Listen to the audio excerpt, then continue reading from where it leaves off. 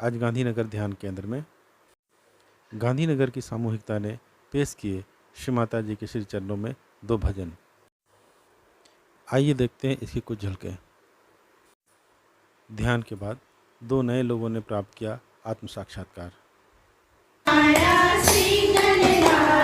मंगल मूर्ति मोरिया, मंगल मूर्ति मोरिया, मंगल मूर्ति मोरिया। सिद्धि विनायक बुद्धि प्रदायक, सिद्धि विनायक बुद्धि प्रदायक, सिद्धि विनायक बुद्धि प्रदायक, सिद्धि विनायक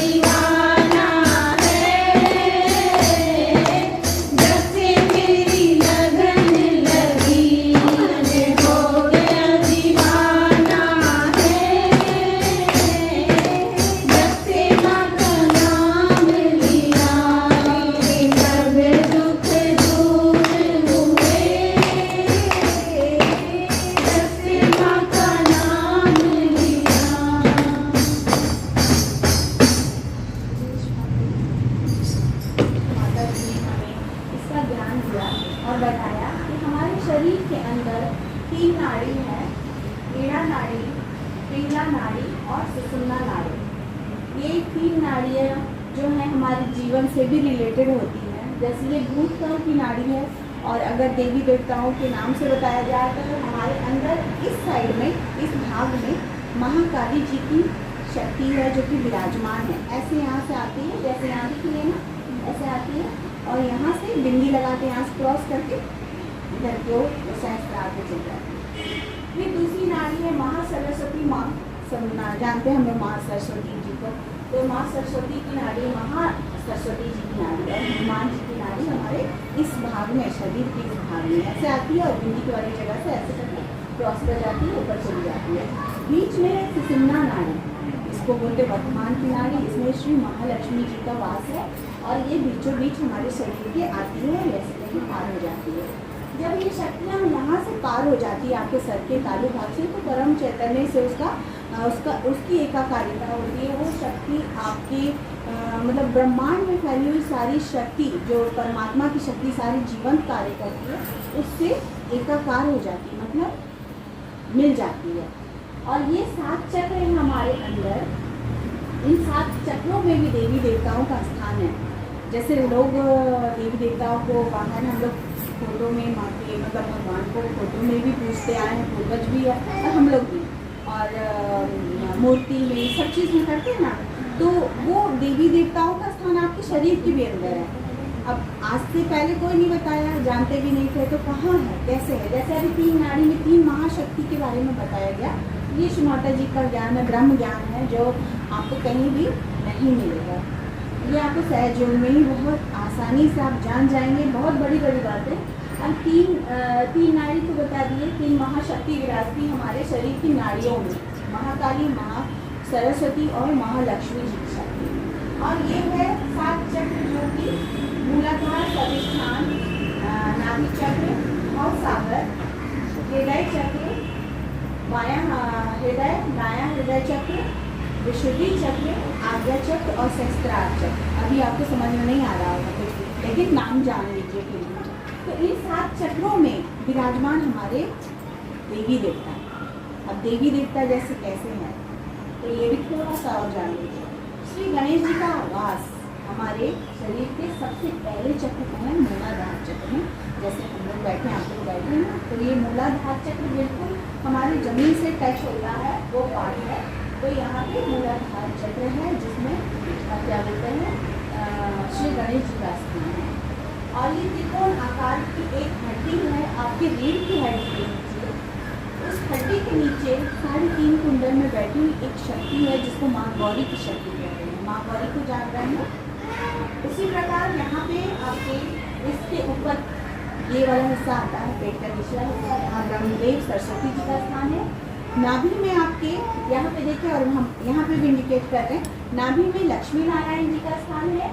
भवसागर है, ये शरीर के नाभि के चारों तरफ है, गोल ग्रीन कलर का दिखता, ये आपके अंदर भी। इसमें 10 वास्तविक गुरु जो है, असल में गुरु जो हमारे अंदर विराजमान स्थापित है। यहाँ पे है माँ जगदम्बा, माँ दुर्गा, जिनकी पूजा हम लोग करते हैं। बाएं में है शिव जी, पार्वती जी का स्थान, आत्मा का स्थान, परमात्मा का स्थान। ठीक है, आत्मा अगर निकल जाए तो शरीर बेकार हो जाता है, बिल्कुल नहीं रह सकता, वो जीवित ही नहीं रहेगा। तो परमात्मा और आत्मा दोनों आपके हृदय में है। दिल जिसको कहते हैं आम बोलचाल में, दिल धड़कता है। धड़कता कैसे? उसमें स्वयं चालित जो है शक्ति है। वो स्वयं चालित शक्ति क्या है? हम और आप नहीं धड़का सकते। हम घुस के अपने दिल को नहीं धड़का के खुद को जिंदा रख सकते हैं, आप भी नहीं कर सकते। तो ये शक्ति कौन धड़का है, कौन जीवन दिया, कौन जीवित रखा है? परमात्मा। तो परमात्मा की शक्ति आत्मा के रूप में आपके यहाँ पे है, और हम लोग आत्मा स्वरूप है। ठीक है, और परमात्मा भी नहीं है, आत्मा भी नहीं है। यहाँ पे क्या है, इस साइड में श्री राम जी का नाम सब जानते हैं, है ना, सब पूछते भी हैं, श्री सीताराम जी। तो श्री सीताराम जी का स्थान हमारे शरीर के इस पात्र में है। यहाँ पे है राधे कृष्ण जी का। ठीक है, जैसे हम जन्माष्टमी मनाते हैं, हम सब कुछ करते हैं ना, तो फेस्टिवल मनाते हैं कृष्ण जी, राधे जी का। तो यहाँ पे उनका स्थान है, यहाँ गले पे। फिर यहाँ बिंदी लगाया ना, तो यहाँ पे जीसस मैरी का स्थान है। फिर यहाँ पे सदाशिव और आदिशक्ति माँ का स्थान है। ठीक है, ये जो चक्र और नाड़ी में विराजमान देवी देवता है बहुत सरल है। जब आप जान जाओगे ना तो ये सब खेल खेल जैसा आप सबको बता सकते हो, इतना इजी हो जाता है। और ये जो स्थान शरीर में है ये उंगलियों में भी है, इसमें इसमें इसमें आपके बॉडी में, आपके पैर हाथ में, सब एक एक पार्ट पुर्जा में देवी देवताओं का स्थान है। तो ये देवी देवता और ये शरीर को एक मंदिर माने कहा है, इसे स्वच्छ भी रखना है, इसकी साफ सफाई भी है, जो कि हम लोग जल क्रिया कहते हैं वो उससे होता है। तो ये मतलब आगे की बात है कि ये जो है शरीर एक मंदिर है, तो परमात्मा की शक्ति भी हमारे अंदर, मंदिर भी है ये आपका, और इसके अंदर परमात्मा की शक्ति भी है। और आप बस ध्यान कीजिए और आपके अंदर जो शक्ति है परमात्मा की, जब वो जाग जाएगी ना तो वो शक्ति आपको और शक्ति प्रदान करती है। और उससे क्या होता है कि आपके जीवन में सुख शांति, बीमारियां दूर हो जाती है, हर तरह की मतलब समस्या जो भी है, शारीरिक मानसिक आर्थिक भौतिक हर तरह की समस्या का समाधान ऑटोमेटिक हो जाता है। कैसे हो जाता है? तो इसके लिए एक शक्ति की जागृति की जाती है, जो कि कुंडली शक्ति आपके अंदर सोई हुई है, उस शक्ति को जागृत करें। यहाँ जितनी है सबकी जागृति, ठीक है। सब सच्चाई, सच और झूठ सब पहचान सकते हैं यहाँ पे, ठीक है, अच्छा बुरा सब कुछ। और अगर कुछ भी परमात्मा से वो ध्यान में बोलते हैं, उनकी बेटी भी ना सुनती है। ऐसे कितने सहयोगी यहाँ पे बैठी हैं और बैठे हैं जिनकी बहुत सारी बाधाएं और जो जीवन की समस्याएं माँ ने दूर की है, और लोग आते हैं और माँ को मत्था भी टेकते हैं, वो भी चाहते हैं, जो भी उनकी श्रद्धा होती है। तो एक सिर्फ ये समझाने के लिए है, ये नहीं कि आपको करना है, ऐसा कुछ नहीं है। तो माँ ने बहुत कोई की मतलब समस्याओं का समाधान किया। तो वो सब कुछ होगा कैसे? जब तक आपका कनेक्शन परमात्मा से नहीं होगा।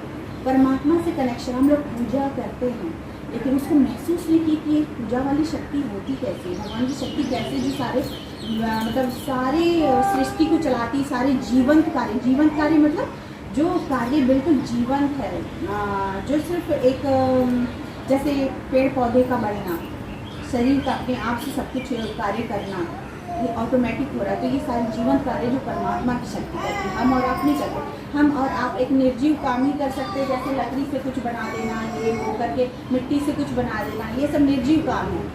सजीव काम है जो एक जीवन को पनपाना और कार्य करना, वो सिर्फ परमेश्वरी कार्य ही करती है। तो ये शक्ति को जागृत करने के लिए ऐसे करके हाथ खोलना है। अब देखिए छोटे सी क्रिया है, प्रार्थना है, और इसे हम लोग करेंगे और हमारे अंदर शक्ति जो है जाग जाएगी, जन्मों जन्म की। ऐसे करके खोलना और माँ को देखना है। अभी देख लीजिए करना क्या है। ऐसे करके खोलिएगा, बायां हाथ जो लेफ्ट हैंड है और जो दायां हाथ जिसे खाना खाते, ये इससे कार्य करना, इसको सिर्फ खोल के रखना, मांग रहे हैं, क्योंकि ये इच्छा शक्ति है। हम लोग इच्छा माँ के सामने प्रकट करें तो हम लोग इसको मांगेंगे, ये हाथ खुला रहेगा, ये हाथ कार्य करेगा। ये कार्य शक्ति का हाथ है। तो बायां हाथ ऐसे खोलना है, चाहे माँ को यहाँ देखे चाहे वहाँ देखे, फिर ये क्रिया को आंखें बंद करके करेंगे। दाएं हाथ को सबसे पहले यहाँ रखिए, ये वाला हाथ, हाँ यहाँ पे रखिए, और ध्यान को अपने अंदर बाहर में मतलब अभी देख लीजिए। फिर इसके बाद यहाँ पे एक सवाल और उसकी प्रार्थना होगी, वो मन ही मन आपको कहना। फिर इसी हाथ को बोला जाएगा माथे पे रखिए, ठीक है, ऐसे। तो ऐसे करके सर दर्द होता है ना, तो हम लोग पकड़ते हैं, उस प्रकार से पकड़ना आपको। फिर थर्ड स्टेप बिल्कुल तान के इसको बिल्कुल हाथ के बीचों बीच का हिस्सा सर के बीचों बीच के हिस्से में रखना है ऐसे, और गोल गोल ऐसे घुमाना है। हथेली को ऐसे ऐसे घुमाइएगा कि सर की स्किन जो है ना, चमड़ी, वो गोल गोल हिले, ठीक है, 7 बार। और यहाँ पे जो हम लोग करेंगे प्रार्थना, बस यही है। फिर उसके बाद बोला जाएगा हाथ को रोक लीजिए और ऐसे करके चेक कीजिए, 2 इंच ऊपर करके। दोनों हाथ से बोला जाएगा, हाथ बदल के चेक कीजिए, फिर उसको आगे पीछे और ऐसे ऐसे करके। समझ में आ गया? अगर कुछ नहीं आए तो पूछिए, समझ में आ गया? जो बोला जाएगा बस उसी को करना। अब माँ की ओर देखिए, दोनों हाथ को माँ की बिंदी को देखिए और माँ को देखिए श्रद्धापूर्वक। ये आपकी अपनी माँ, आदिशक्ति माँ है, और माँ से मन ही मन एक विनती कीजिएगा, माँ शक्ति को जागृत कर दीजिए। मांगने मन ही मन मांगना होता है। जब आप श्रद्धा से मांगेंगे ना, बस इतना ही बहुत बड़ी प्रार्थना है, माँ मेरी शक्ति को जागृत कर दीजिए। और माँ को देखते हुए बिल्कुल प्रेम से श्रद्धापूर्वक अपनी आंखें बंद कर लीजिए। अब बायां हाथ जैसे बताया गया था, माँ की ओर खोल के रखना है। दायां हाथ बाएं हृदय में, जहाँ दिल होता जाता है, और यहाँ पे एक सवाल कीजिए माँ से कि माँ, क्या मैं आत्मा हूँ? माँ, क्या मैं आत्मा हूँ? अब उसी सवाल का जवाब देते हुए बोली, माँ, आपकी कृपा से मैं एक शुद्ध आत्मा हूँ, मैं एक पवित्र आत्मा हूँ। माँ, आपकी कृपा से मैं एक शुद्ध आत्मा हूँ, मैं एक पवित्र आत्मा हूँ। माँ, आपकी कृपा से मैं एक शुद्ध आत्मा हूँ, मैं एक पवित्र आत्मा हूँ। अब इसी दाएं हाथ को उठा के अपने माथा पे रखिए, यहाँ बिंदी लगाते सर दर्द होता है जैसे बताया गया था, वैसे पकड़े, श्रद्धापूर्वक हल्का सा झुकाए सर को माँ की ओर, और यहाँ पे माँ से यहाँ पे प्रार्थना कीजिए मन ही मन, माँ, मैंने सबको एक साथ क्षमा किया। माँ, मैंने सभी को एक साथ क्षमा किया। अगर मुझसे कोई गलती हुई हो तो मैंने खुद को भी क्षमा किया। अगर मुझसे कोई गलती हुई हो तो मैंने खुद को भी क्षमा किया। कृपा करके आप भी मुझे क्षमा कर दीजिए। कृपा करके आप भी मुझे क्षमा कर दीजिए माँ।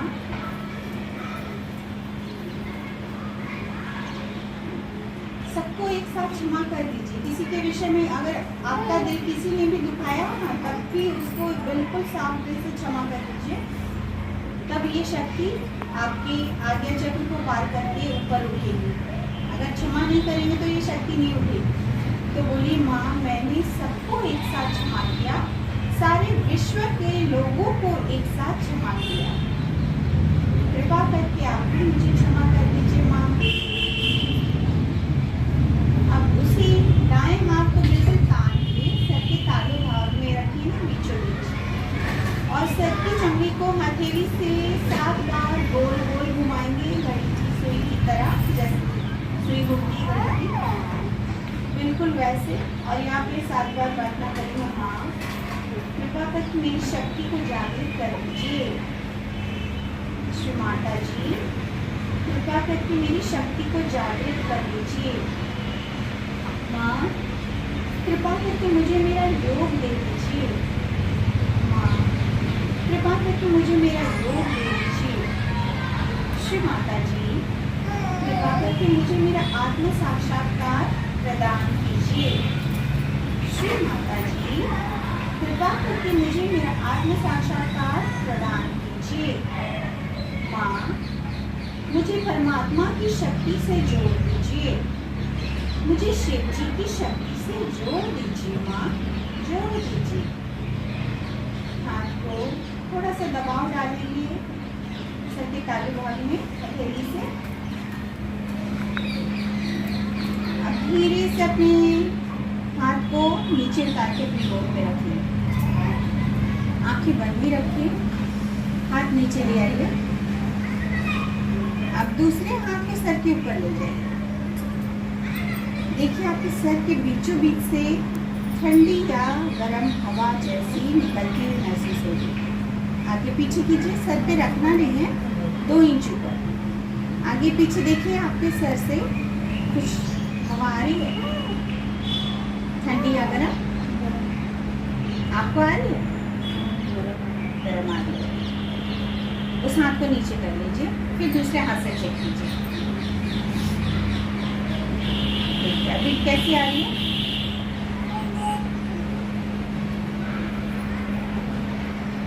ठंडी है गर्म? ठंडी आ रही है आपको? ठंडी आ रही है। अब दोनों हाथ को आकाश की ओर कर लीजिए और ऊपर देखिए, आंखें खोल के, और बोलिए, माँ, क्या यही ब्रह्म की प्रेम की शक्ति है? आँख खोल लीजिए ऊपर। माँ, क्या यही ब्रह्म की प्रेम की शक्ति है जो सारे जीवंत कार्य करती है? माँ, क्या यही परमेश्वरी शक्ति है जो इस वक्त मेरे सर से ठंडी और गर्म हवा के रूप में बह रही है? माँ, क्या यही ब्रह्म की प्रेम की शक्ति है? देखिए, आपके हाथों में झंझनाहट, गरम या ठंडी हवा, भारीपन या चुभन कुछ महसूस होगा।